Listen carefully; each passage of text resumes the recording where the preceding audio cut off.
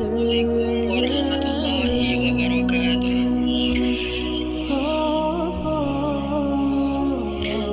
Alhamdulillahirabbil alamin. Alhamdulillahilladzi hadana li hadza wa ma kunna linahtadiya laula an hadanallah. Asyhadu an la ilaha illallah wahdahu la syarika lah. Lahul mulku wa lahul hamd wa huwa ala kulli syai'in qadir. Wa asyhadu anna Muhammadan abduhu wa rasuluhu la nabiyya ba'dah. Radina billahi rabba wa bi Muhammadin nabiyya wa bil islami dina. Rabbi shrah li sadri wa yassir li amri wahlul 'uqdatan min lisani yafqahu qawli.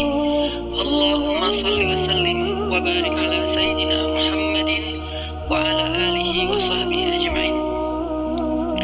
Teman-teman sekalian, anak-anak muda Kota Bandung yang dirahmati Allah Subhanahu wa taala, barakallahu fiikum. Semoga Allah Subhanahu wa taala menjaga hati kita untuk selalu istiqomah di jalan Allah, hidup sebagai seorang muslim, hidup sebagai seorang hamba Allah, dan hidup sebagai seorang khalifatullah fil ardh. Kita jadikan Islam bukan hanya ketika kita berada di dalam masjid, tapi Islam itu adalah cara hidup kita, Islam itu adalah selera kita, dan Islam itu adalah perilaku kita. Jadi Islam udah menjadi tes. Kalau kita memilih sesuatu itu, rasa yang kita inginkan itu adalah rasa atau cita rasa Islam. Terus juga perilaku kita, behavior kita, perilaku yang Islami, dan lifestyle kita juga lifestyle yang Islami. Arti lifestyle yang Islami bukan hanya simbol-simbol Islam, bukan hanya terpatok kepada slogan-slogan Islam, tapi lebih kepada konten dan substansi Islam. Sehingga kita menjadi seorang muslim yang kafatan, menjadi seorang muslim yang utuh. Arti utuh, dia tidak hanya menjadi muslim yang taat ketika berada di dalam masjid aja, tapi dia menjadi muslim yang taat ketika di masjid, ketika di tempat kerja, ketika di kampus, di sekolah, ketika di tempat main, bahkan ketika lagi sendiri bersama dengan orang tercinta, dengan teman, atau bahkan ketika dia berada dalam keterasingan dengan orang-orang yang bikin dia gak nyaman, dia tetap menjadi muslim. Mudah-mudahan Allah memahamkan kita lewat kajian-kajian yang rutin kita hadiri ini tentang syumuliyatul Islam, komprehensifnya Islam, sehingga kita tidak lagi mereduksi Islam itu hanya dalam sisi-sisi ritual saja. Malam ini kita akan coba bedah satu hal yang mudah-mudahan jadi motivasi juga buat kita dalam menjalani hidup, sekaligus membangun persepsi tentang kebesaran Allah Subhanahu wa taala. Kalau di posternya mungkin membahas tentang maaf, saya akan coba kembangkan lebih luas sedikit supaya kita punya persepsi, dan nanti ujung-ujungnya sebetulnya salah satu goalsnya adalah agar kita bisa memaafkan orang lain. Kita bahas tentang hikmah. Kita bahas tentang hikmah. Apa itu hikmah? Dan kenapa pembahasan hikmah ini penting, dan gimana cara menjadi orang yang ahli hikmah? Kalau di dalam Al-Quran, Allah Subhanahu wa taala menyebutkan banyak kata hikmah dan banyak cerita hikmah. Kalau kata hikmah secara jelas, salah satunya disebutkan di dalam ayat tentang dakwah. Ud'u ila sabili rabbika bil hikmah. Ajaklah manusia kepada jalan Rabbmu, ajaklah manusia kepada jalan Allah, kepada agama Allah bil hikmah, dengan cara yang hikmah. Kemudian juga ada ayat tentang Nabi mengajarkan hikmah. Wa yu'allimukumul kitaba wal hikmah. Dan tugas Nabi adalah mengajarkan kepada kalian Alkitab dan Al-Hikmah. Kemudian juga nanti ada kisah-kisah tentang hikmah. Salah satu yang paling fenomenal itu dan legend banget adalah Luqmanul Hakim, yang Allah Subhanahu wa taala berikan kepada dia hikmah. Dan Allah juga berikan kepada para anbiya hikmah. Misalnya wa atainahul hukma sabiyya. Kami berikan hikmah kepada Yahya sejak dia masih berusia masih kecil. Sebegitu seringnya kata hikmah disebut di dalam Al-Quran. Al-Quran. Kenapa? Apa maksudnya? Terus gimana cara kita mengamalkan kata hikmah ini? Karena kita yakin nggak ada satupun diksi Al-Quran itu yang mubazir, yang sia-sia. Walaupun terjemahnya kadang-kadang menurut kita kayak bukan sesuatu yang bold. Kayak misalnya kalau yang bold itu kan tentang kebesaran Allah, Allah Maha Kuasa, Allah apa, kan jelas ya makna yang boldnya nih. Kadang-kadang ada diksi kayak sederhana, perhiasan, yang dulu pernah kita bahas, keindahan yang kita terjemahin jadi keren. Terus sekarang hikmah, ini diksi yang bahkan diulang berkali-kali lebih banyak daripada kata jamal, dan nggak mungkin nggak penting. Karena Al-Quran setiap hurufnya aja penting, apalagi satu kata yang terdiri dari sekian banyak huruf.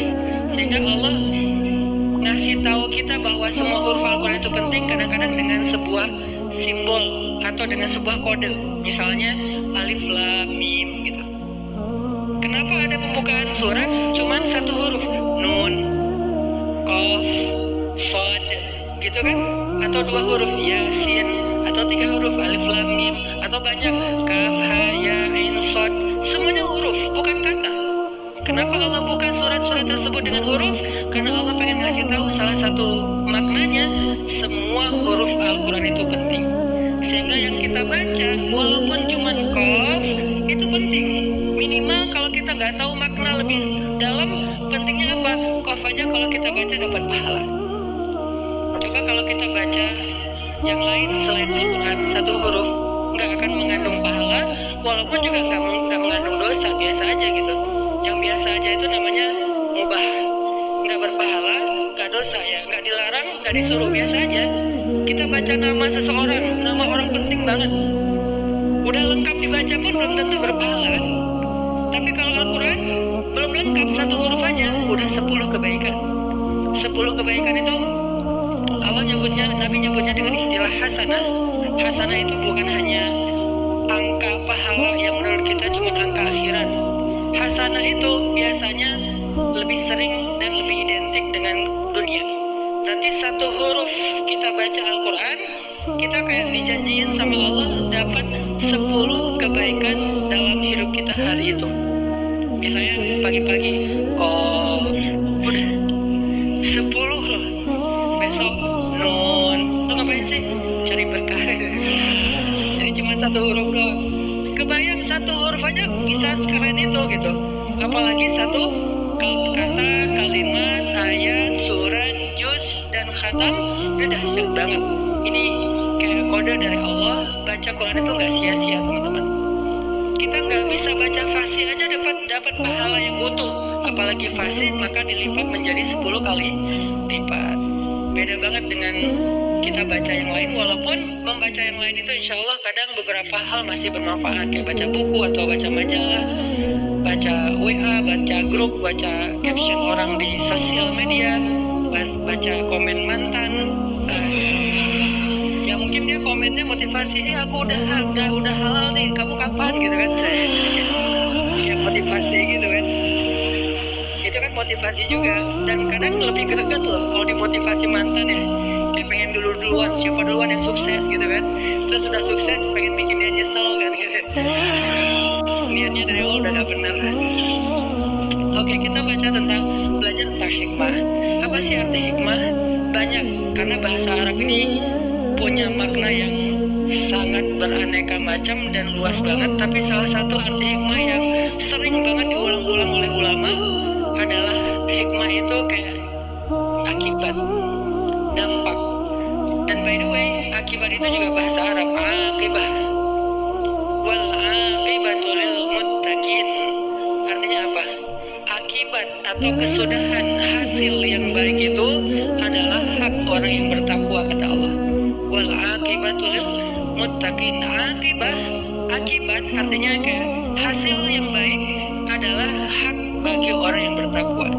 Itu sama kayak Allah berjanji, wa may yattaqillah yaj'al lahu makhraja wa yarzuqhu min haitsu la yahtasib wa may yattaqillah yaj'al lahu min amrihi yusra wa may yattaqillah yukaffir anhu sayyi'atihi wa yu'zim lahu ajra. Siapa yang bertakwa kepada Allah, Allah kasih jalan keluar. Siapa yang kepada Allah, Allah kasih surprise, kejutan. Siapa yang bertakwa kepada Allah, Allah kasih kemudahan. Siapa yang bertakwa kepada Allah, Allah hapuskan dosa-dosanya. Siapa yang bertakwa kepada Allah, Allah lipat gandakan balasannya, rewardnya, jazanya. Ini semuanya disebut dengan akibah, disebut dengan hasil, akibat. Walaupun arti akibat dalam bahasa kita mungkin sedikit lebih ringan. Kalau dalam bahasa Arab, akibat itu artinya kesudahan, hasil. Wal akibatu lil muttaqin, berarti hasil yang baik adalah hak orang yang bertakwa.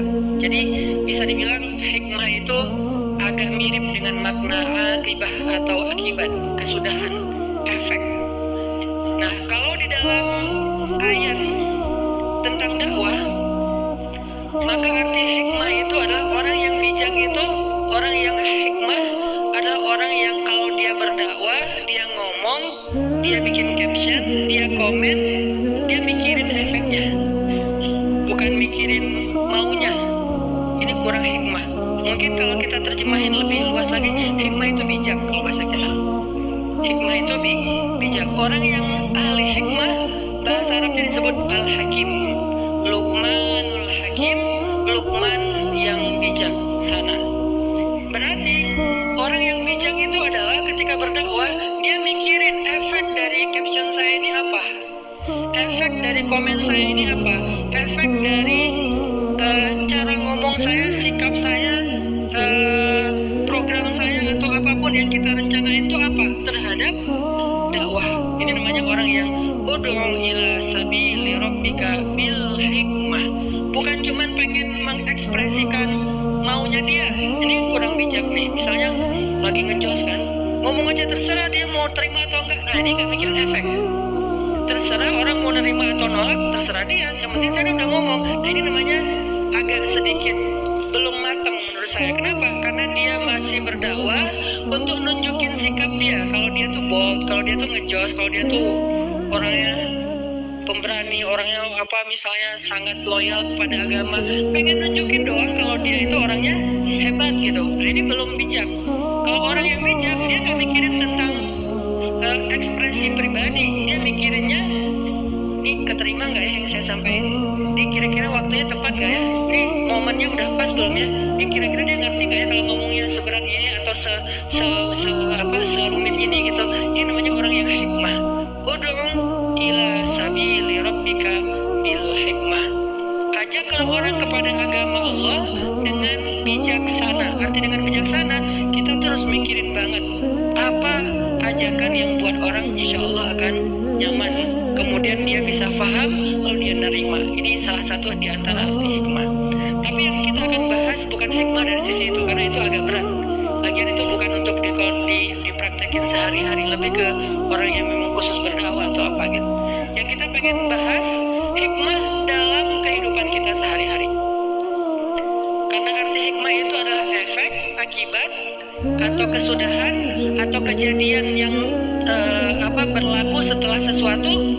Maka hikmah dalam kehidupan kita sehari-hari itu artinya adalah apa hal yang akan Allah tunjukkan setelah ini. Nah, ini arti hikmah. Makanya kan kita bilang ambil hikmahnya aja, kan suka gitu kan ya, ambil hikmahnya aja. Itu kalimat nasihat tuh bijak banget loh, tuh keren banget dan penting tuh. Bukan sekedar basa-basi untuk bikin orang yang lagi kena musibah lebih sabar. Bukan basa-basi, itu nasihat yang mungkin diambil dari hadis-hadis yang banyak terus jadi satu kalimat sederhana, ambil hikmahnya aja. Artinya tunggulah kejutan dari Allah, sesuatu yang baik sesudah ini, itu maksudnya. Dan orang yang ahli hikmah adalah orang yang paling sabar untuk menunggu kejutan itu. Ini orang yang ahli hikmah dalam konteks kehidupan sehari-hari. Orang yang paling sabar menunggu apa sih yang Allah rencanakan di balik ini, apa sih kebaikan yang Allah pengen ngasih di balik ini, apa sih kejutan yang sedang Allah sediakan untuk saya di balik ini. Ini orang yang ahli hikmah banget, ini hakim banget nih. Dan itulah Luqmanul Hakim. Salah satu makna dari hakimnya Luqman, dia selalu mampu untuk bersabar menunggu kebaikan yang Allah sediakan untuk dia di balik satu ketentuan takdir Allah atau apapun, sehingga dia menjadi orang yang sabar, menjadi orang yang ridho. Ridho itu apa? Nerimo. Kalau sabar, kalau ridho itu nggak mau memprotes Allah. Kalau sabar itu dia nggak mau ngeluh, kalau ridho dia nggak mau protes.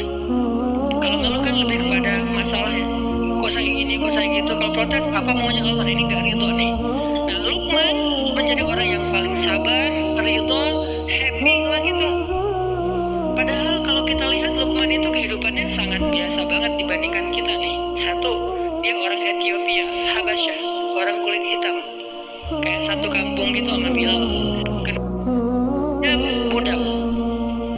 Dia, kalau kita gimana pun, maaf mungkin miskinnya kita, diri kita tuh masih milik kita, bukan milik orang lain. Kalau budak, sampai dirinya aja milik orang lain, terserah mau dijual kemana-mana.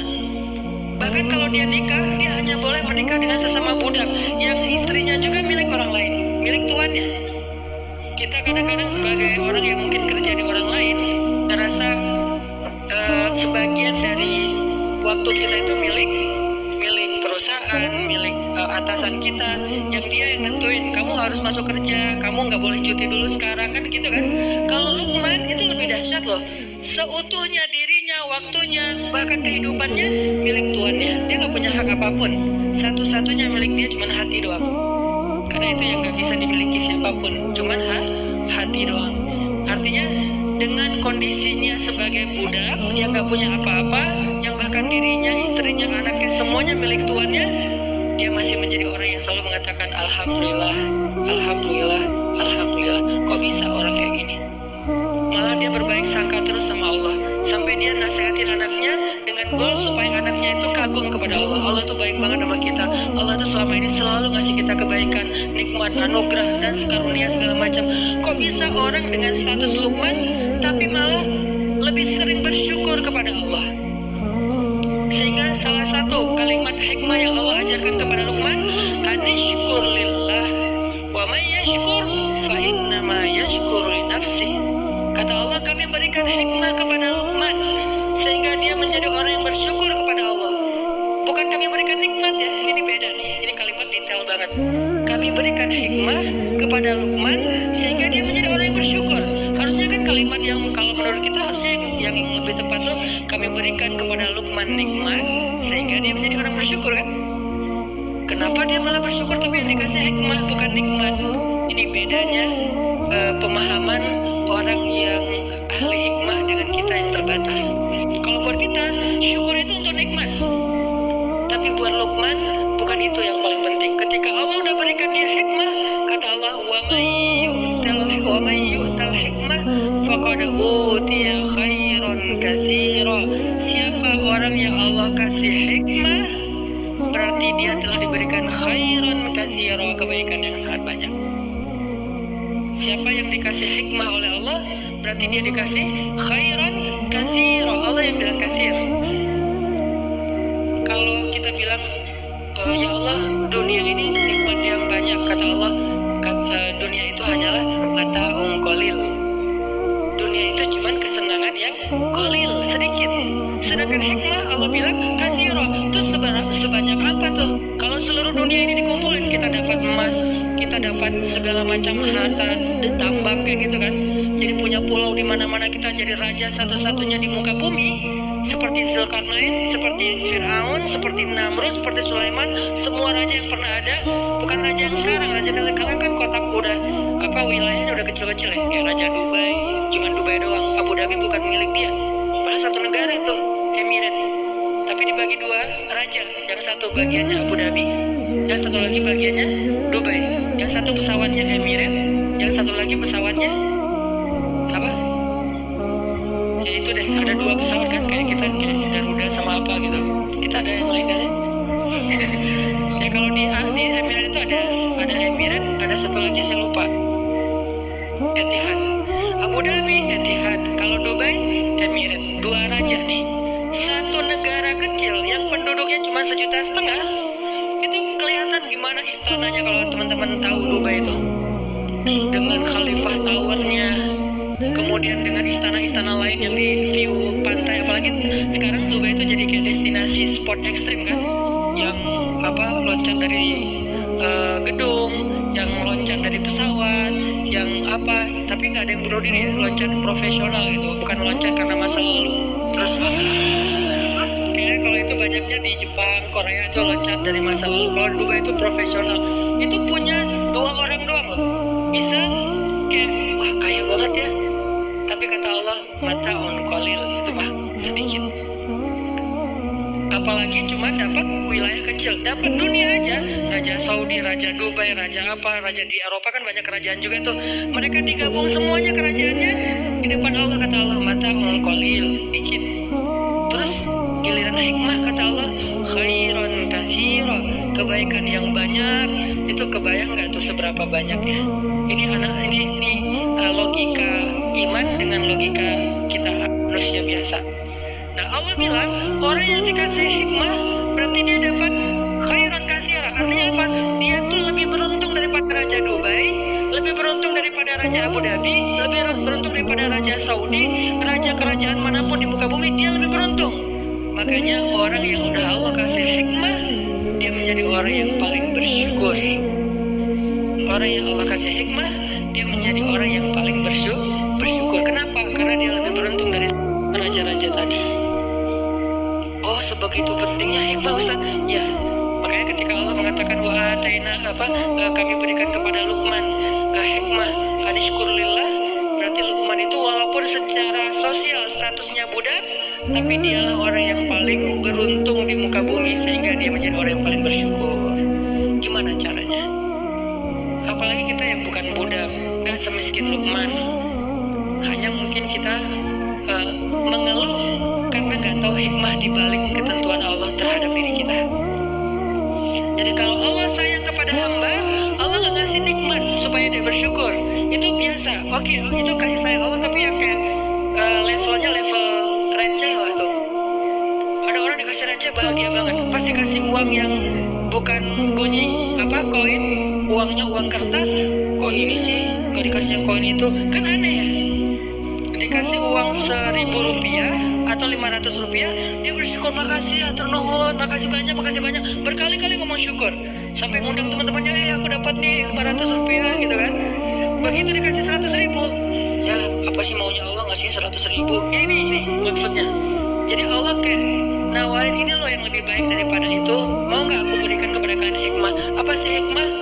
Yang membuat Luqman sebagai budak merasa paling bahagia, paling beruntung, yang kata Allah adalah khairan katsira, kebaikan yang sangat banyak. Tadi balik lagi, hikmah itu adalah ketika kita bisa memahami kebaikan di balik semua ketentuan Allah SWT. Mau itu anugerah ataupun musibah, semuanya baik. Itu orang ahli hikmah. Nanti berlaku lagi di dalam hadis yang lain, ajaban li amril mu'min, betapa menakjubkan orang yang beriman itu hikmah tuh. Hidupnya semuanya baik, dikasih anugerah baik, dikasih musibah baik, sehingga dikasih anugerah dan musibah buat dia semuanya diungkapkan dengan ridho. Bisa ridhonya dalam bahasa sabar, bisa ridhonya dalam bahasa syukur. Intinya dia ridho. Saya terima ya Allah, saya terima ya Allah. Kan nerima tuh enak ya. Saya terima nikahnya kan enak kan ya. Masa saya tolak nikahnya kan gak ada kan kayak gitu kan. Jarang banget ada yang orang ngomong saya terima nikahnya tapi cemberut. Jarang kan. Saya terima deh nikahnya.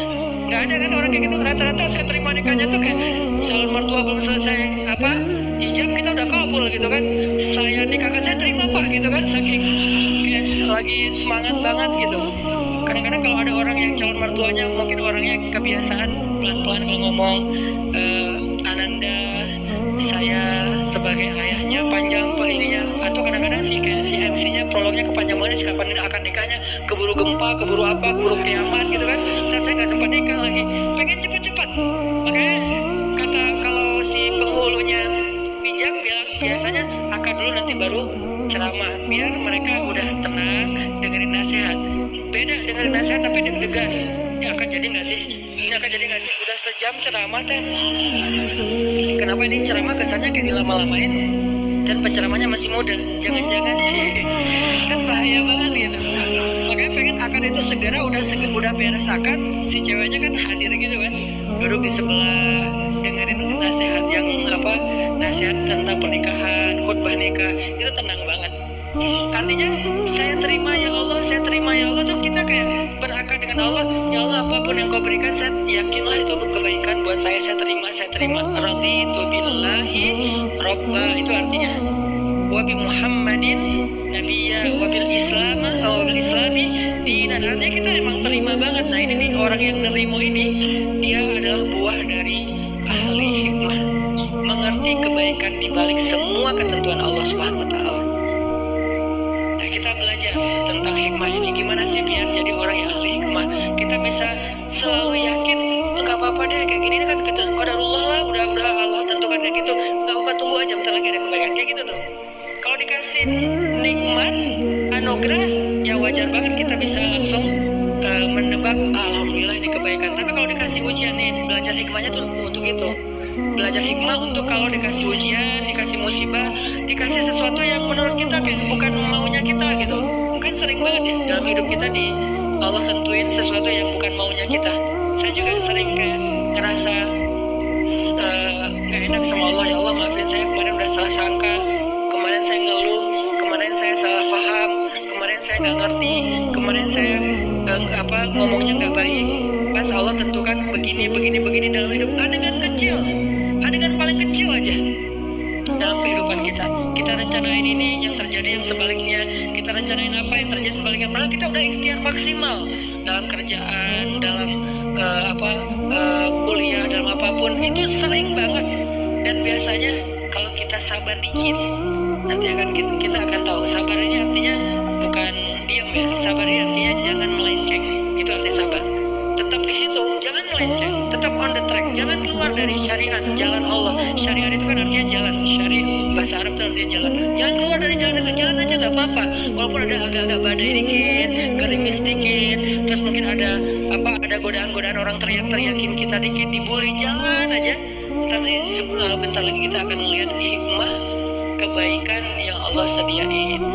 Kita sering mungkin kehilangan kebaikan hikmah karena kita nggak sabar, langsung belok. Ada masalah dikit, belok. Ada masalah sedikit, U-turn, balik lagi ke tempat tadi, nggak jadi deh. Padahal mungkin jarak kita dengan hikmah itu tinggal selangkah, jarak kita dengan hikmah itu tinggal beberapa hari lagi. Setahun udah berjalan, tinggal sehari lagi, putus asa namanya, balik arah. Akhirnya kehilangan kebaikan yang Allah janji. Mana buktinya? Saya udah setahun nunggu. Padahal kalau dia nunggu sehari lagi dapat tuh. Sehari doang. Cuman kan kita nggak pernah tahu ya berapa lama. Dan itulah challenge-nya tuh di situ. Gimana dong Ustaz kalau kita nggak tahu? Justru kalau kita tahu namanya bukan hikmah. Karena hikmah itu sengaja Allah sediakan buat mereka yang yakin, bukan yang tahu. Mereka tahu setelah mereka yakin, bukan mereka yakin setelah mereka tahu. Yakin dulu, ntar kamu akan tahu, akan melihat buktinya. Nah ini yang disebut dengan iman, jalannya hikmah. Hikmah itu kayak buah, iman itu adalah akarnya, pohonnya ilmu, nanti buahnya adalah hikmah salah satunya. Jadi gimana caranya kita jadi orang yang gak gampang ngeluh ketika Allah uji, gak gampang putus asa, gak gampang berbalik arah, gak labil, tetap jalan di situ. Dan kalau perlu level paling tingginya, begitu Allah kasih musibah, bersyukur. Emang gak gampang sih, saya juga belum berhasil. Tapi setidaknya berbaik sangka dulu sebelum kita mampu bersyukur. Ya Allah, ganti dong musibah ini dengan yang lebih baik. Kan itu berbaik sangka kan dalam bahasa doa. Ya Allah, saya yakin Engkau kalau ngasih sesuatu yang ujian, hamba-Mu sabar. Engkau yang bilang sendiri di Al-Quran, wa basyiris sabirin, sampaikan kejutan, berita gembira, kebaikan buat orang yang sabar. Man hum ya Rabb, siapa orang yang sabar itu ya Allah? Kata Allah, orang yang alladzina idza asabatuhum musibah qalu inna lillahi wa inna ilaihi raji'un. Kita ini milik Allah. Arti kita ini milik Allah, ya ikut aja lah sama Allah pemiliknya. Itu maksudnya, bukan sekedar kalimat bin salabin ya. Innalillahi wa inna ilaihi raji'un. Mana ya Allah, kan saya udah ngomong ininya mantranya. Itu bukan mantra. Innalillahi itu bukan mantra. Innalillahi itu kalimat taraju kalau secara artinya balik lagi. Kalimat ketika kita mengembalikan semuanya kepada langit, itu arti innalillah. Kalau kita belum mengembalikan ke Allah, berarti belum innalillah. Walaupun kita udah ngulangin teks itu berkali-kali, innalillah wa inna ilaihi rajiun. Tapi apa sih maunya Allah nih? Innalillah wa inna ilaihi rajiun. Gak rela banget sih innalillah wa inna ilaihi rajiun. Allah nggak fair sama saya, innalillah wa inna ilaihi rajiun. Ngomong beribu-ribu kali, kalau belum kembalikan kepada Allah, hasilnya, hikmahnya, berarti belum tarajum. Jadi kalimat innalillah bahasa Arabnya kalimat tarajum. Subhanallah kalimat tasbih. Alhamdulillah kalimat tahmid. Allahu Akbar kalimat takbir. Astagfirullahaladzim kalimat istighfar. Nah innalillah kalimat tarajum. Masing-masing ada judulnya kan? Ada sebutannya. Nah apa arti tarajum? Mengembalikan lagi kepada Allah. Jadi begitu kita bilang innalillah, ya sih ini kan juga milik Allah. Harta kita innalillah. Inna itu bukan saya, kita di sini. Saya, keluarga saya, harta saya, rumah saya, kerjaan saya, hidup dan mati saya. Nahnu, kita semua lillah, milik Allah. Masa kita marah kepada orang yang mengambil miliknya sendiri? Kecuali dia ngambil milik kita, baru kita marah. Dia kan punya saya. Tapi ngomong innalillah, tapi kayak gak rela kan, berarti samanya kita bilang innalillah, ya sih, tapi kan ini punya saya, kan gak nyambung ya, kelisa ya. Kalau innalillah, berarti kita benar-benar yakin itu milik Allah, dititipin di saya ya, terserah Allah mau ngambil kapan aja. Tapi saya berharap ya Allah, titipin lagi dong lebih bagus, gitu kan. Ini nih manusiawinya kita, dan Allah sayang ke hamba yang kayak gitu. Yang penting dia sadar, yang penting kamu jangan klaim itu milik kamu ya, apalagi ganti nama di sertifikat, gak boleh. Namanya tetap nama saya, kamu cuma ngontrak. Begitu nanti kata yang pemilik rumah, kontrakannya ini udah habis, aku ambil ya rumahnya. Oh ya nggak apa-apa, saya boleh ngontrak rumah yang lain yang punya tuan yang lebih bagus. Itu Allah suka kayak gitu. Yang nggak Allah suka, enak aja nih kan saya udah tinggal di sini setahun, nggak boleh kayak gitu. Kita tuh cuma ngontrak, terus ketika Allah mau ngambil, ridho aja. Innalillah, oh ya ini punya tuan, ambil aja. Boleh nggak saya nggak punya rumah nih, boleh nggak saya tinggal di rumah bapak yang lebih bagus? Oh boleh, itu ada apartemen saya lebih bagus di pusat kota. Boleh nggak apa-apa, tinggal aja di situ. Kalau orang nanya di rumah siapa, jangan bilang rumah kita. Ini namanya nggak taraju kan?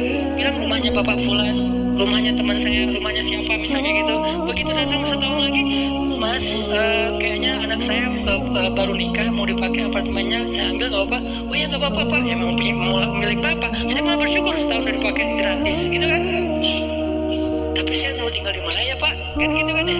Oh ya udah nanti saya cariin ada yang lebih bagus. Cuman anak saya nggak suka. Mungkin buat bapak, buat mas lebih nyaman. Yang mana ditunjukin? Mau pilih yang mana? Oh yang ini boleh nggak? Ternyata lebih gede lagi. Kayak gitu aja terus. Allah tuh baik sebetulnya. Udah kita kontrak gratis. Ketika Allah ambil, itu Allah mau mindahin kita ke yang lebih baik. Masalahnya kenapa nggak dapat? Karena kita udah ngeluh dan marah-marah kepada si pemilik kontrakan. Akhirnya jadilah kita homeless, nggak punya apa-apa. Padahal kalau kita mau ridho dikit, nggak apa-apa, ini memang punya bapak, dikasih yang lebih bagus nanti tempat tinggalnya.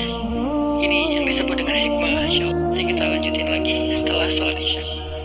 Kita lanjutkan tentang hikmah. Yang tadi arti hikmah itu adalah belajar untuk memahami kebaikan di balik sebuah peristiwa, terutama peristiwa-peristiwa yang buat kita tuh kita hindarin, kita nggak suka. Peristiwa yang kayaknya musibah, bencana, ujian kayak gitu-gitu, kita belajar memahaminya. Nah, yang namanya hikmah, dia nggak bisa difahami kecuali dengan dua syarat. Satu, berbaik sangka kepada Allah atau iman. Kedua, sabar, karena dia nggak bisa seketika. Kita akan ngerti hikmah kalau kita nggak sabar, karena biasanya hikmah itu baru kita mengerti setelah beberapa lama. Nah, dalam proses menunggu beberapa lama sampai kita ngerti maunya Allah apa, kebaikan dan kejutan yang Allah sediakan itu apa, yang dibutuhkan itu adalah sabar. Sehingga ulama mendefinisikan salah satu di antara makna sabar, intizarul faraj min indillah. Arti sabar itu menunggu datangnya jalan keluar dari Allah, menunggu datangnya kebaikan dari Allah. Intizar, menunggu, itulah sabar. Jadi selama seseorang menunggu, kata Nabi, menunggu datangnya pertolongan Allah adalah ibadah. Nunggu doang. Jadi orang sakit nunggu sembuh sambil dia berobat, kan berobat juga nggak 24 jam setiap detik kan, minum obat sehari 3 kali, tapi kan ada masih panasnya, sakitnya, nyerinya, dia nunggu sampai proses berobatnya membuahkan hasil kesembuhan, nunggu doang, itu kayak ibadah, kayak kita sholat, kayak kita zikir, kayak kita tilawah, nunggu doang. Begitu juga ketika kita dikasih ujian, musibah, soal harta, soal fisik, soal perasaan, kan 3 kan, ba'sa, dharra, zulzilu. Ba'sa fisik, dharra harta, zulzilu itu perasaan. 3 model ujian yang semua orang ngalamin. Walaupun mana yang paling berat tergantung orang. Ada yang orang mungkin kalau diuji fisik langsung ngeluh. Ada orang kalau fisik gak apa-apa, tapi kalau harta dia lemah di situ. Ada orang fisik gak apa-apa, harta gak apa-apa, kalau perasaan dia langsung habis. Gak kuat kalau diuji perasaan. Diuji perasaan itu apa? Banyak. Bisa diuji perasaan tentang rasa cinta, bisa diuji perasaan tentang rasa benci, bisa diuji perasaan tentang rasa marah. Yang namanya perasaan, cinta, benci, marah, kangen, itu semuanya ujian. LDRan itu zulzil, terguncang. Apalagi LDRan habis akad nikah, itu lebih zulzil lagi, berapa skala Richter gitu kan guncangannya tuh. Karena zulzil itu zalzalah, idza zulzilatil, kan itu artinya guncangan. Cuman maksud guncangan di sini guncangan perasaan. Nah, orang yang menunggu datangnya pertolongan Allah, kebaikan yang Allah janjiin, nunggu doang, itu udah ibadah.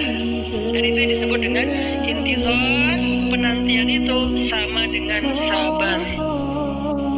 Penantian itu sama dengan sabar. Dan kita nggak akan ngerti hikmah sebelum kita bisa benar-benar komitmen dengan 2 hal tadi.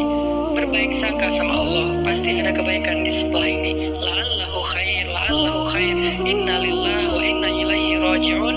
Yang kedua, dia sabar, nungguin sampai datangnya pertolongan Allah. Nah, ini namanya hikmah. Kalau kita terbiasa mengerti hikmah, teman-teman, sampai ke tingkat yakin ada hikmah, yakin ada hikmah, yakin ada hikmah, kemudian kita dikenal dengan Al-Hakim, orang yang bijak, karena selalu yakin kepada hikmah-hikmah yang baik di sisi Allah, maka hidup kita itu nggak ada buruknya, semuanya baik. Ajaban li amril mu'min, inna amrahu kullu khair. Semua urusannya khair, baik. Kenapa? Karena dia ahli hikmah, selalu yakin kepada kebaikan di balik satu ujian. Serumit apapun dan seburuk apapun ujian itu, seberat apapun ujian itu, seenggak logis apapun ujian itu, pokoknya ada kebaikan. Mana contohnya, Ustadz? Salah satu contoh cerita hikmah yang paling kontroversi adalah cerita hikmahnya Nabi Khidir. Itu cerita hikmah paling kontroversi. 3 adegannya, tiga-tiganya kontroversi. Kalau sekedar ujian, anak yang kecil itu tiba-tiba meninggal, nggak kontroversi ya, namanya orang meninggal. Tapi ini dibunuh, bukan meninggal. Kalau kapal itu tiba-tiba rusak, nggak kontroversi, tapi ini dirusak. Kalau rumah itu yang dibangun oleh Nabi Khidir itu rumah di kampung orang-orang yang soleh, itu nggak kontroversi. Ini rumah yang ada di kampung orang-orang yang tidak soleh, makanya kontroversi. Nah, hidup kita kadang nggak sekontroversi Nabi Khidir. Berarti kalau terhadap apa yang terjadi kepada Nabi Khidir aja Musa harus bersabar, harusnya kita lebih sabar lagi terhadap apa yang kita alami dalam hidup. Sehingga ketika Musa protes, akhirnya Nabi Khidir bilang apa? Malam tastati', bukan tastati', udah disingkat sekarang. Tadi awal-awalnya tuh malam tastati', sekarang ujung-ujungnya malam tastati', artinya nggak bisa banget sih. Kok nggak bisa banget sih untuk sabar? Malam tastati' alaihi sabra. Akan aku jelaskan sekarang kepada kamu. Inilah penjelasannya kepada kamu. Apa yang kamu gak bisa banget untuk sabar menunggu penjelasannya. Nah, ini cerita hikmah. Sehingga ketika Nabi Musa ditanya oleh seorang laki-laki Bani Israel, siapa orang yang paling banyak ilmu? Nabi Musa mengatakan saya. Ya, ini namanya ilmu yang sifatnya fikih, belum ilmu hikmah. Ilmu fikih itu ilmu hukum, halal, haram, boleh, enggak, hak, batil. Ini ilmu fikih, ilmu syariat. Nah, ketika Nabi Musa ditanya siapa orang, Nabi Musa menjawab saya. Maksudnya saya yang paling mengerti syariat. Ya wajar, karena Nabi Musa lah yang pertama sekali membawa agama Yahudi. Sehingga nggak ada orang yang lebih mengerti agama Yahudi Nabi Musa. Bahkan Nabi Harun tidak lebih mengerti agama Yahudi daripada Nabi Musa. Kenapa? Karena Nabi Musa itu Rasul, Nabi Harun itu Nabi. Rasul itu satu level di atas Nabi. Ini dua hal yang berbeda. Kebiasaan di Mesir, ulama kalau ngomong itu ngebalikin angle yang positif, jangan bawah tapi atas.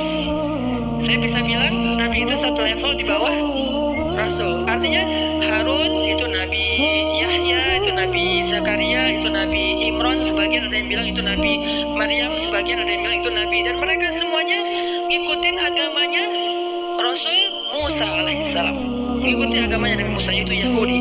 Baru nanti Yahya ngikutin agama Isa. Ketika Isa udah lahir, terus bawa agama baru dengan kitab suci yang baru namanya Injil dengan agama Nasara atau Nasrani. Artinya nggak ada yang lebih mengerti syariat Yahudi daripada Nabi Musa, sebagaimana nggak ada yang lebih mengerti syariat Islam daripada Nabi Muhammad. Jadi wajar Nabi Musa nggak salah jawabnya. Siapa yang paling banyak ilmu? Nabi Musa mengatakan, saya yang paling ngerti.